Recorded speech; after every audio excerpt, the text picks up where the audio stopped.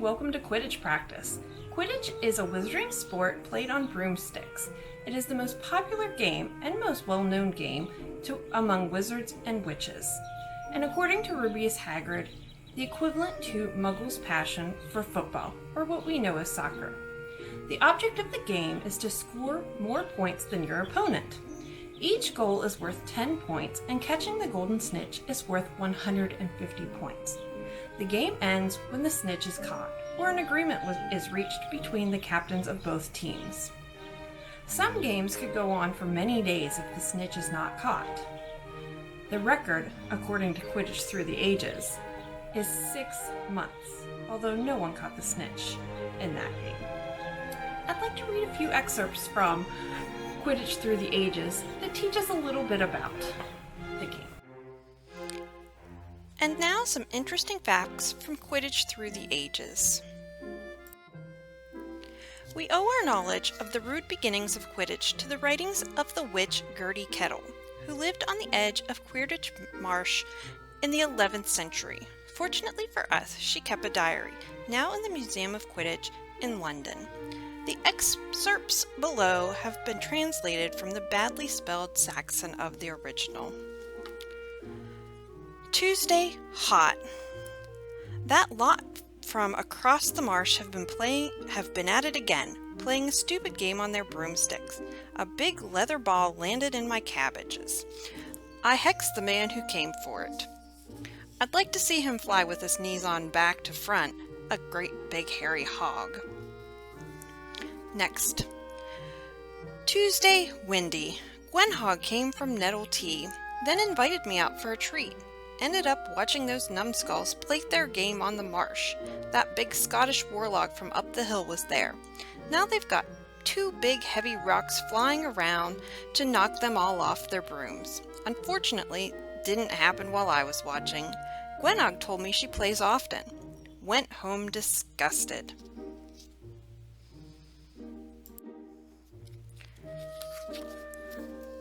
The invention of the Golden Snitch is credited to the wizard Bowman Wright of Godric's Hollow. While Quidditch teams all over the country tried to find a bird substitute for the Snidget, Wright, who was a skilled metal charmer, set himself to the task of creating a ball that mimicked the behavior and flight pattern of the Snidget. That he succeeded perfectly is clear from the many rolls of parchment he left behind him on his death, listing the orders that he had received from all over the country. The Golden Snitch, as Bowman called his invention, was a walnut-sized ball exactly the weight of a Snidget. Its silvery wings had rotational joints like the Snidget's, enabling it to change direction with the lightning speed and precision of its living model. Unlike the Snidget, however, the Snitch had been bewitched to remain within the boundaries of the field. The introduction of the Golden Snitch may be said to have finished the process begun 300 years before on the Quidditch Marsh. Quidditch had truly been born. There are 7 players on a Quidditch team. It is the job of the keeper to keep the quaffle from entering the goalpost. He should be aware of straying too far towards the other end of the pitch in case his baskets come under threat in his absence. However, a fast keeper may be able to score a goal and then return to his basket in time to prevent the other team from equalizing. It is a matter for the individual keeper. The beater's duty have changed little through the centuries. It is likely that the beaters have existed ever since the introduction of the bludger. Their first duty is to guard their team members from the bludgers, which they do with the aid of the bats. Beaters have never been goal scorers, nor is there any indication that they have handled the quaffle. Chaser is the oldest position on the Quidditch team, for the game once consisted wholly of goal scoring. The chasers throw the quaffle to each other and score 10 points for every time they get it through one of the goal hoops. The seeker needs both sharp eye and the ability to fly one-hand or no-handed.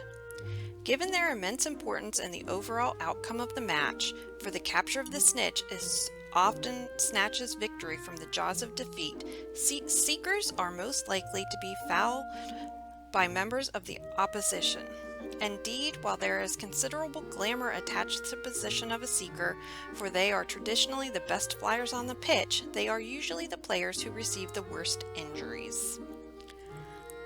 There are 3 balls in the Quidditch game: the quaffle, that is used to score points, the bludger, used to deter your opponents, and the Golden Snitch.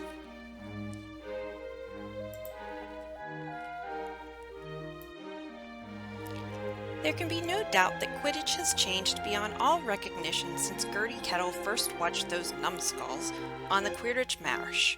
Perhaps, had she lived today, she too would have thrilled to the poetry and power of Quidditch.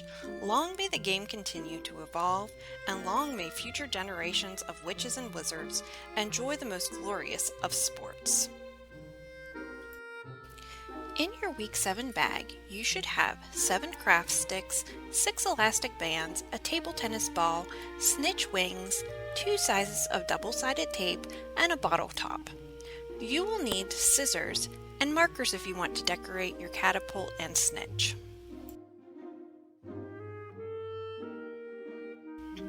As you can see, I've already colored my table tennis ball to look like the wings. I just used a yellow and brown Sharpie marker. To attach the wings, we're going to use the small double-sided tape squares. Just put one on the end of each of the tabs of the wing, fold it back,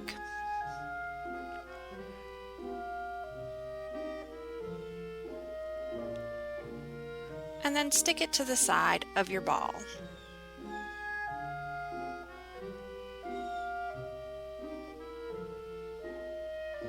Repeat that process with the other wing and double-sided stick square.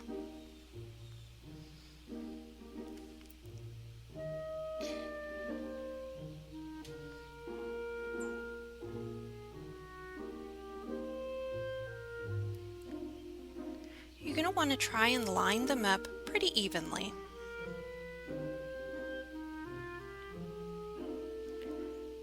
Then squeeze to make sure that they are stuck on, and you've got yourself a Golden Snitch. Now it's time to make our catapult. Stack 5 of your craft sticks together. Rubber band them at both ends, wrapping the rubber band until tight. This will be our fulcrum.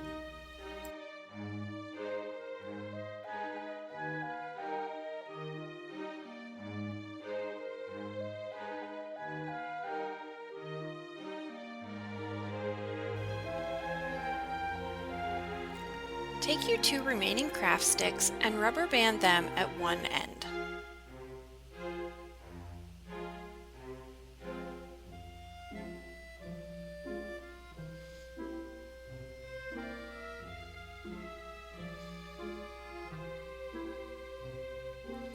Wedge the fulcrum in the middle so they splay apart. You can change the lever length of your catapult by moving your fulcrum to different positions. Use 2 rubber bands to make an X around the entire flinger and fulcrum. Leave it loose enough so that you can change the lever length when you want.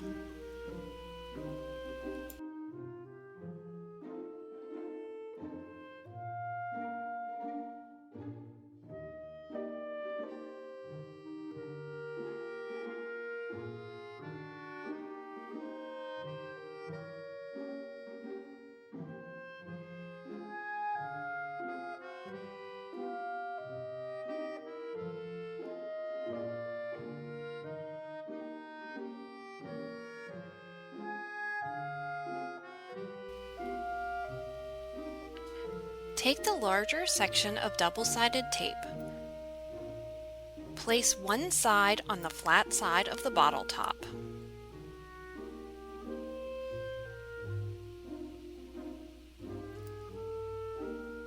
Then secure it to the end of your catapult's flinging arm.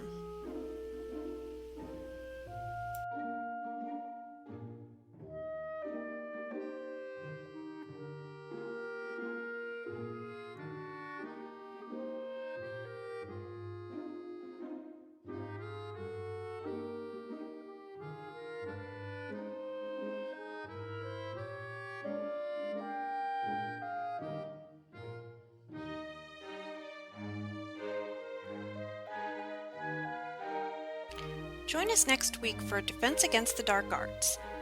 Stay safe and see you next week.